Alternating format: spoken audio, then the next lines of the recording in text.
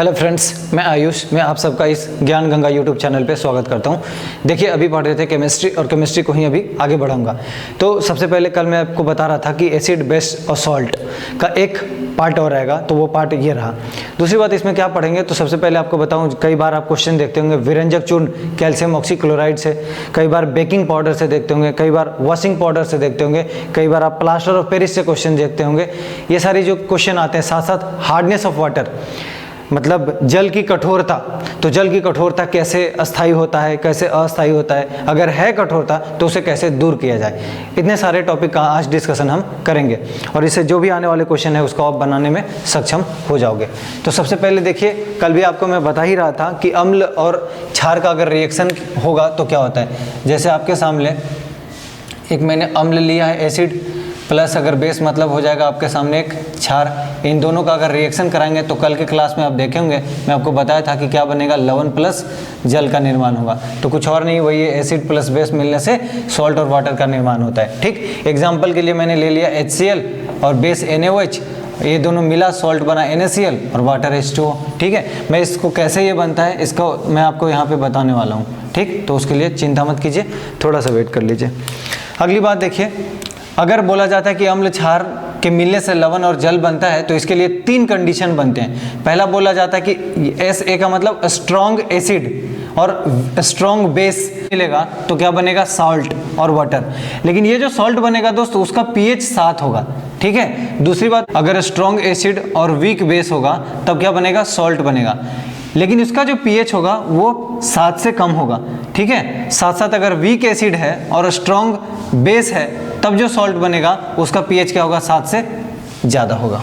ये दिमाग में रखना है बस pH, बाकी सब तो आपको समझ में आ रहा है। एक ही चीज़ यहाँ तक लिखा हुआ है कि अगर देखा जाए तो अम्ल और क्षार अगर रिएक्शन करेगा तो लवण बनेगा और जल बनेगा। तो सब में यही बताता रहा हूँ, लेकिन खास बात यह है कि अगर स्ट्रॉन्ग एसिड और स्ट्रॉन्ग बेस है तो pH 7 के बराबर होगा उस सॉल्ट का, और अगर स्ट्रॉन्ग एसिड और वीक बेस है तो जो सॉल्ट बनेगा उसका pH 7 से कम होगा। ठीक, और इसी तरह से अगर वीक एसिड है और स्ट्रॉन्ग बेस है तब उसका जो pH होगा वो 7 से ज़्यादा होगा। तो ध्यान क्या रखना है आपको, pH का ध्यान रखना है। ठीक, अगली बात आप देखिए, साधारण नमक NaCl आप लोग बोलते हैं, सोडियम क्लोराइड बनता कैसे है। ठीक है, इसी को मैं आपको बताने की कोशिश करूंगा एक बार। देखिए, HCl क्या होगा, यहाँ पे ब्रेक हो जाएगा तो एक बन जाता है H+ और यहाँ हो जाएगा Cl-। इसी तरह से NaOH अगर ब्रेक करता है तो ये बन जाएगा Na+ और यहाँ हो जाएगा OH-। ठीक है, होता क्या है, ये क्लोरीन इस सोडियम के साथ चला जाएगा। ठीक है, तो ये दोनों एक पेयर हो गया। साथ साथ अगर आप देखेंगे तो जो H+ है वो OH- के साथ चला जाएगा। तो मेरे दोस्त Na+ Cl- क्या बना देगा, NaCl, और OH यहाँ है और एक हाइड्रोजन और है तो H कितना, 2 और एक O है तो ये हो जाएगा जल। इसीलिए मैं आपको बता रहा था कि अभी आपको समझाऊंगा, समझ पाए होंगे। देखिए, अगली बात होता है कि NaCl का यूज कहाँ पे करते हैं। सोडियम क्लोराइड इसका केमिकल नेम होता है। दूसरी बात, ये उदासीन लवण होता है क्योंकि pH 7 होता है। अगर pH 7 है इसका मतलब दोस्त ये स्ट्रॉन्ग एसिड और स्ट्रॉन्ग बेस है, तो स्ट्रॉन्ग एसिड और स्ट्रॉन्ग बेस है। क्लियर है। अगली बात देखिए, ये एक समुद्री लवण है। क्यों समुद्री लवण है, क्योंकि समुद्री पानी से जनरली NaCl का निर्माण किया जाता है। ठीक है, अगली बात देखिए, कई प्रोडक्ट के लिए रॉ मटेरियल अर्थात कच्चा माल या कच्चा पदार्थ या कच्चा माल के लिए इस्तेमाल करते हैं, रॉ मटेरियल के लिए इस्तेमाल करते हैं। मैं आपको बताऊं कि NaCl कहाँ कहाँ कच्चे माल के तौर पे यूज होता है। एक होता है सोडियम हाइड्रोक्साइड, दूसरा बेकिंग सोडा, वॉशिंग सोडा, विरंजक चूर्ण। कई बार आपके सामने इसका केमिकल फार्मूला डायरेक्ट पूछता है, मैं आपके सामने लिख दे रहा हूँ। सोडियम हाइड्रोक्साइड का मतलब NaOH, बेकिंग सोडा का मतलब NaHCO3, washing soda Na2CO3 × 10H2O। आज मैं आपको सब बताऊंगा कि क्यों ऐसा है 10H2O। विरंजक चूर्ण को बोलते हैं calcium oxychloride, that is CaOCl2। ठीक है, इसको पढ़ेंगे सोडियम बाइकार्बोनेट या बोल सकते हो सोडियम हाइड्रोजन कार्बोनेट, इसको बोलेंगे सोडियम कार्बोनेट। ठीक है, और इसको बोलेंगे कैल्शियम ऑक्सीक्लोराइड। ठीक, अगली बात आप देखेंगे सोडियम हाइड्रोक्साइड। देखिए, सोडियम हाइड्रोक्साइड सबसे पहले कैसे बनता है और कहाँ यूज होता है, दोनों चीज देखेंगे। क्या बोल रहा है कि सोडियम क्लोराइड के जलीय विलयन से, तो सोडियम क्लोराइड का जलीय विलयन मतलब सोडियम एक्वस लिख रहा हूं मैं यहाँ पे, ठीक, से विद्युत धारा प्रवाहित करने पर सोडियम हाइड्रोक्साइड का निर्माण होता है।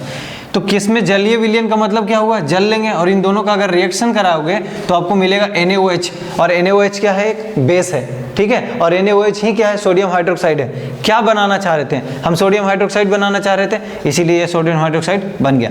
अगली बात बोल रहा है कि प्लस में क्या आएगा, इसके साथ क्लोरीन और आएगा हाइड्रोजन गैस।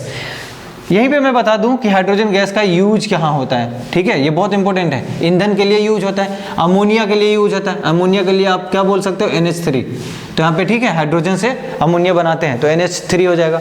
खाद्य निर्माण में यूरिया, यूरिया का फॉर्मूला होता है NH2CO NH2, ठीक है। नेक्स्ट देखिए जल, अब देखिए हाइड्रोजन के बारे में मैं आपको बता दिया। अगली बात देखिए क्लोरीन का यूज कहाँ होता है, तो इसको भी समझ लीजिए। ये जल को स्वच्छ करने के लिए यूज होता है, कई बार आप देखेंगे क्लोरीन डाल देते हैं लोग। साथ साथ स्विमिंग पूल में यूज करते हैं, उसको भी क्लीन करने के लिए रोगाणुनाशक के रूप में भी क्लोरीन यूज होता है, ठीक है। अगली बात मैं आपको बताऊं तो देखिए अब समझिए इस बात को कि जब ये मैं NaOH बना रहा था, अभी तक मैं बोला कि सोडियम हाइड्रोक्साइड का फॉर्मेशन कैसे होगा, तो सोडियम हाइड्रोक्साइड का अगर आप फॉर्मेशन समझ गए तो इसके साथ जो इसका बाई प्रोडक्ट और बना है उसका यूज कहाँ होता है वो बता दिया। अब देखिए जो क्लोरीन है वो बनता है एनोड के ऊपर, ठीक है। क्यों, क्लोरीन निगेटिव होता है और एनोड पॉजिटिव होता है, इस वजह से यहाँ पे आकर्षण के कारण ऐसा होता है।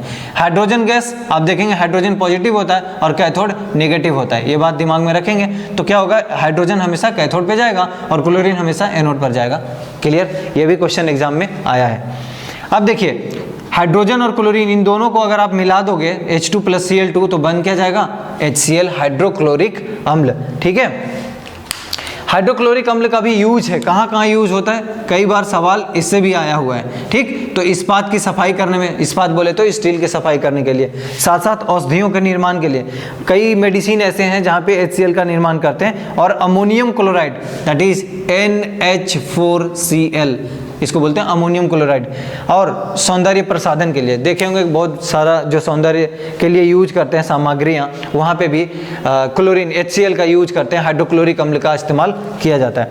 अगली बात मैं आपको बताऊंगा बेकिंग पाउडर से संबंधित, ठीक है। इसको कई बार बेकिंग सोडा बोलेगा, कई बार सोडियम हाइड्रोजन कार्बोनेट बोलेगा, कई बार सोडियम बाइकार्बोनेट बोलेगा, वो भी लिख दे रहा हूँ मैं, सोडियम बाइकार्बोनेट, ठीक है, आप समझ पा रहे हैं।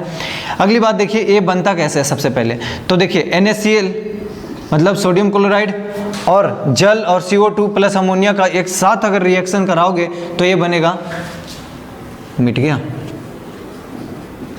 ये बनेगा NH4Cl और NaHCO3, ठीक। हमें मतलब किससे है, NaHCO3 से है, सोडियम हाइड्रोजन कार्बोनेट से, ठीक। तो सोडियम हाइड्रोजन कार्बोनेट ये रहा। अब देखिए इसका यूज कहाँ होता है, रसोई घर में स्वादिष्ट भोजन बनाने के लिए होता है। कई बार आप देखते होंगे कि केक और पाव रोटी ये सबको मुलायम और स्पंजी बनाने के लिए बेकिंग पाउडर को डाल देते हैं। जनरली आप देखते होंगे इसको खाने वाला सोडा भी लोग बोलते हैं, ठीक है, दिमाग में रखेंगे इस बात को भी। अगली बात देखिए होता क्या है, जो ये बेकिंग पाउडर होता है इसको अगर आप गर्म करोगे, इसका सिंबल का मतलब होता है इसको हीट करोगे, जब आप हीट करोगे तो ये ब्रेक कर जाता है सोडियम कार्बोनेट में और जल और CO2 में। यही CO2 क्या कराता है, इस चीज़ को मुलायम बनाता है और स्पंजी बनाता है। क्लियर हुआ।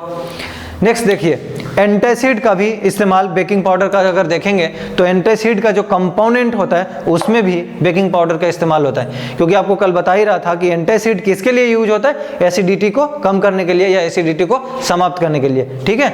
तो इसका कंपोनेंट के रूप में भी इसको यूज कर लेते हैं। नेक्स्ट देखिए वॉशिंग सोडा के बारे में बता रहा हूँ मैं। वॉशिंग सोडा का मतलब फार्मूला क्या होता है, सबसे पहले Na2CO3 × 10H2O, इसको दिमाग में रख लीजिए, क्यों होता है ये अभी जवाब दूंगा। नाम क्या है इसका, सोडियम कार्बोनेट। तो कई बार आपसे बोलेगा सोडियम कार्बोनेट का फार्मूला बताइए, ये बताना है आपको। कई बार बोलेगा सोडियम कार्बोनेट में कितने क्रिस्टल होते हैं, 10, ठीक है, जल के क्रिस्टल कितने, 10। उसके बाद कई बार बोलेगा सोडियम कार्बोनेट का दूसरा नाम क्या होता है, वॉशिंग सोडा होता है। क्लियर है, ये सारी चीज़ें आप, मैं समझता हूँ आप जरूर बता पाएंगे। नेक्स्ट देखिए ये क्या है, एक क्षारीय लवण है, क्षारीय बोले तो एक बेसिक सॉल्ट है ये। दूसरी बात इसका यूज से क्वेश्चन आता है बहुत ज़्यादा, तो यूज कहाँ कहाँ है इसका, कांच उद्योग में यूज होता है, साबुन उद्योग में होता है, कागज उद्योग में होता है, घरों में क्लीनिंग के लिए होता है और बोरेक्स उत्पादन में होता है। बोरेक्स का फॉर्मूला पूछ लेता है आपसे, जरूर याद रखिएगा, Na2B4 10O7, ठीक है, इसको बोलते हैं बोरेक्स, और इसके साथ 10H2O जुड़ा हुआ है, तो इसका मतलब ये 10 जल का क्रिस्टल जुड़ा हुआ है, ठीक है। उसके साथ साथ आप देखेंगे जल की अस्थायी कठोरता समाप्त करता है। ये होता क्या है, जल में देखेंगे अगर कठोरता या हार्डनेस की मैं बात करूं तो दो तरह से बटा हुआ है, एक को बोलते हैं अस्थायी कठोरता, दूसरे को बोलते हैं अस्थायी कठोरता। तो देखेंगे अस्थायी कठोरता क्यों होता है और अस्थायी कठोरता क्यों होता है। अगर अस्थायी कठोरता की बात करूं तो सोडियम और मैग्नीशियम के सल्फेट नाइट्रेट के कारण होता है, ठीक है। और वहीं अगर अस्थायी देखेंगे तो सोडियम और मैग्नीशियम के कार्बोनेट और बाइकार्बोनेट के कारण होता है। आप बोलोगे लिखवा दो, मैं लास्ट में बता दूंगा। अगली बात देखिए विरंजक चूर्ण। विरंजक चूर्ण का मतलब क्या होगा, कैल्शियम ऑक्सीक्लोराइड CaOCl2, ठीक है, तो इसको बोलते हैं कैल्शियम ऑक्सीक्लोराइड। समझिए ये क्या है, कैसे बनता है ये शुष्क बुझा हुआ चूना, जिसको क्या बोलते हैं कैल्शियम हाइड्रोक्साइड CaOH, ठीक, पर क्लोरीन की क्रिया से विरंजक चूर्ण का निर्माण होता है, ठीक है। जैसे आपके सामने मैं रिएक्शन करा के दिखाऊंगा, कैल्शियम हाइड्रोक्साइड ये है, इस कैल्शियम हाइड्रोक्साइड के साथ मैं क्या करवा रहा हूँ, क्लोरीन का रिएक्शन करवा रहा हूँ। देखिए तो कैल्शियम हाइड्रोक्साइड अगर क्लोरीन से रिएक्ट किया तो क्या बना रहा है, कैल्शियम ऑक्सीक्लोराइड बना रहा है और जल, ठीक। इसका यूज से सवाल जरूर आता है, तो आप देखिए यूज कहाँ होता है, जल को स्वच्छ करने में यूज होता है, मतलब वाटर की क्लीनिंग करते हैं इससे। दूसरी बात वस्त्र उद्योग में यूज होता है, और रोगाणुनाशक जो जीवाणु होते हैं उनको मारने के लिए इस्तेमाल किया जाता है। अगली बात देखेंगे कागज उद्योग में इस्तेमाल होता है। तो इस तरह से देखेंगे कैल्शियम ऑक्सीक्लोराइड का यूज कहाँ कहाँ है। नेक्स्ट देखिए प्लास्टर ऑफ पेरिस, इसी को बोलते हैं POP, ठीक है। तो प्लास्टर ऑफ पेरिस का सबसे पहले फार्मूला आप दिमाग में रखेंगे, कॉपर सल्फेट, ठीक है, इंटू ½ H2O, ठीक है। अगली बात देखिए ये बनता कैसे है प्लास्टर ऑफ पेरिस, तो जिप्सम को गर्म करने से बनता है। कितने डिग्री सेल्सियस पे, 100 डिग्री सेल्सियस पे। तो 100 डिग्री सेल्सियस कह लीजिए, या कई बार केल्विन में पूछेगा तो 373 केल्विन होता है, क्योंकि आपको बता चुका हूं जब फिजिक्स पढ़ा रहा था तभी कि डिग्री सेल्सियस और केल्विन में कैसे कन्वर्ट करते हैं, ठीक। अगली बात देखिए जिप्सम क्या होता है, CuSO4 इंटू 2H2O। इसी को गर्म कर देगा तो क्या बन जाएगा, कॉपर सल्फेट इंटू ½ H2O, और इसी को क्या बोलते हैं, POP, that is plaster of Paris. इसका यूज कहाँ होता है, इसका यूज होता है टॉयज निर्माण में, मतलब खिलौने बनाने में, साथ साथ टूटी हुई बोन्स, ये देखेंगे कई बार जब फ्रैक्चर हो जाता है हड्डियाँ, तब इसका इस्तेमाल हम करते हैं, ठीक है, डॉक्टरों के द्वारा इस्तेमाल किया जाता है, साथ साथ सजावटी वस्तुओं का निर्माण करने में, ठीक। कई बार आप देखते होंगे घरों में अलग अलग टाइप का सजावटी वस्तुएं आती है, मूर्तियाँ आती है, वो जो बना होता है वो प्लास्टर ऑफ पेरिस का बना होता है, POP का ही बना होता है। कई बार देखे होंगे घरों में प्लास्टर ऑफ पेरिस करवाते हैं लोग, ठीक है, POP करवाते हैं। जो मैं आपको हार्डनेस बता रहा था, मैं आपको एक बार समझा लेता हूँ हार्डनेस कैसे होता है, क्या होता है। जल की कठोरता अभी आपको बता रहा था, एक्चुअली इस टॉपिक का हिस्सा नहीं है, लेकिन ये बहुत ज़्यादा इंपॉर्टेंट है, यहाँ से क्वेश्चन आते हैं। हार्डनेस ऑफ वाटर दो तरह का होता है, ये एक को बोलते हैं अस्थाई और दूसरे को बोलते हैं अस्थाई, क्लियर। अगला देखिए अस्थाई कठोरता क्या होता है। सबसे पहले ये जानेंगे कि अस्थाई कठोरता क्यों होता है। देखिए कैल्शियम और मैग्नीशियम की क्लोराइड, नाइट्रेट, सल्फेट, इनके कारण होता है अस्थाई कठोरता जल में। अगर वहीं देखेंगे इसका उपचार क्या है, क्या किया जाए, तो Na2CO3 के साथ गर्म कर दिया जाए, इसके साथ रिएक्शन करा दिया जाए तो वो अस्थाई कठोरता दूर हो जाती है। दूसरी बात देखेंगे अस्थाई कठोरता में, तो होता क्यों है, सबसे पहले ये समझिए, ये होता है कैल्शियम और मैग्नीशियम के कार्बोनेट के कारण और बाइकार्बोनेट के कारण। सिंपली इसको अगर आप गर्म कर देंगे तो हार्डनेस क्या होगा, समाप्त हो जाएगा, ठीक है। तो इस तरह से एसिड, बेस और सॉल्ट जो चैप्टर था आपके सामने वो समाप्त हो गया है। नेक्स्ट टॉपिक जो भी होगा हम उसको ऑप्ट करेंगे। अगर आप लोग को सही लग रहा है, समझ आ रहा है, तो ज़रूर लाइक करें और दोस्तों को शेयर करें।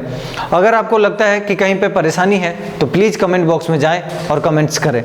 जो लोग नए हैं चैनल पे, मैं उनसे एक बात गुजारिश करूंगा कि आप जाइए डिस्क्रिप्शन बॉक्स को चेक करें, वहाँ पे प्लेलिस्ट का लिंक दिया हुआ है। अगर आप प्लेलिस्ट में जाएंगे तो हर एक सब्जेक्ट का सिलसिलेवार तरीके से सारे वीडियोज अरेंज किए हुए आप देख सकते हैं, और आप अपने एग्जाम को क्रैक करेंगे, ये मैं दावे के साथ कहता हूँ, क्योंकि काफ़ी सही तरीके से आपको बताया गया है। चाहे प्री हो या मेंस हो या इंटरव्यू हो, आपको तीनों फेज में मदद करेगा। और अगर कोई ऑब्जेक्टिव एग्जाम देने वाले हमसे जुड़े हुए हैं तो आपको मैं भरोसा दिलाता हूँ कि अगर आप इस तरीके से पढ़ेंगे तो कभी नहीं भूलेंगे और आपसे सवाल गलत नहीं होगा, क्योंकि आपके सामने 4 ऑप्शन होता है, आप ऑप्शन को आराम से काट पाओगे, एलिमिनेट कर पाओगे। इस वजह से इस तरीके से पढ़ना जरूरी है। आप बिलीव करें, एक बार पढ़ के देखें, फिर क्वेश्चन लगाएं, ऑब्जेक्टिव क्वेश्चन लगाएं, आपको बहुत ज़्यादा बेनिफिट नजर आएगा। ऐसे में मैं उम्मीद करता हूं कि आप दोस्तों को शेयर कर रहे होंगे, दोस्तों से बता रहे होंगे। ज्ञान गंगा यूट्यूब के सदस्यों की संख्या को बढ़ाइए। धन्यवाद।